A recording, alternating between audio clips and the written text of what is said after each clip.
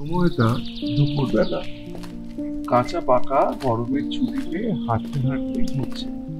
জানিস পাকা, এখন আম জাম কাঁঠালের সময়। আম তো অনেক খেলাম, এবার কাঁঠাল খাবার পালা। একদম ঠিক বলেছিস, এটাই হচ্ছে কাঁঠাল খাওয়ার খুব সুন্দর সময়। আমার কি হলো গো? আমার সব কাঁঠাল চুরি হয়ে গেল। আমার সর্বনাশ কে করলো? রাতের কোনোদিন ভালো হবে না।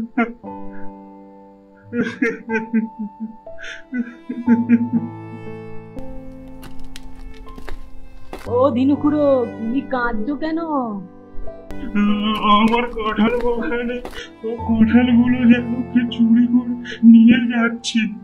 আমি পড়েছি মহাজালা।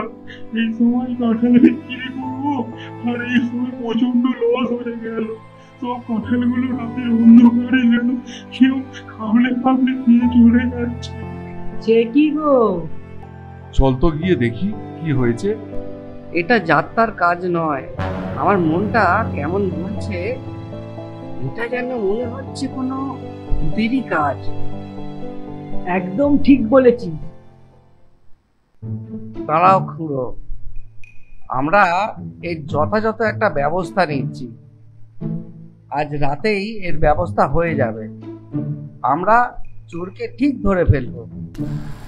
এই বলে সেখান থেকে কাঁচা পাকা চলে গেল। কিছুক্ষণ বাদে তারা আবার ফিরে এলো। এইটা হচ্ছে মলিন বাবার ভস্মীভূত ছাই, তিনি আমাদের দিয়েছিলেন।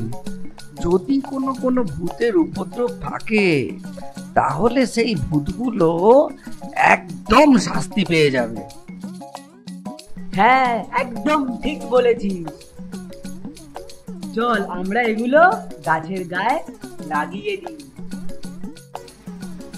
এই বলে তারা গাছের গায়ে সেই সাদা রঙের ছাইবর্ষ মাখাতে থাকলো। রাতের অন্ধকার, কাঁঠাল বাগানের কাঁঠাল থেকে খুব সুগন্ধ বেরোতে শুরু করেছে। সুগন্ধগুলো বয়ে বয়ে চলে যাচ্ছে ভূতেদের কাছে। সুগন্ধগুলো ভূতেদের নাকে ঢুকে গেল, আর একজন ভূত বলে উঠল, ও কি সুন্দর কাঁঠালের গন্ধ! আমার মনে হচ্ছে আমি পাগলই হয়ে যাচ্ছি। এই বলে তারা হাওয়াতে উঠতে শুরু করলো। তারা চলে এলো কাঁঠাল গাছের সামনে। ওইদিকে ঝোপের পিছন থেকে লুকিয়ে আছে কাঁচা আর পাকা। তারা দেখতে পেল এক দল ভূত গাছের নিচে চলে এসেছে।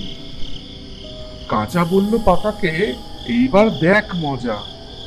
যেই না একটা ভূত কাঁঠাল গাছে হাত দিতে যাবে, খেলো 440 ভোল্টের ঝটকা। ওরে বাবা রে, বাবা এতে কি আওয়াজ এলে! আজকে তো হাত দিতে পারলাম না, পুরো কারেন্টের শট মারছে। উড়ি বাপ রে!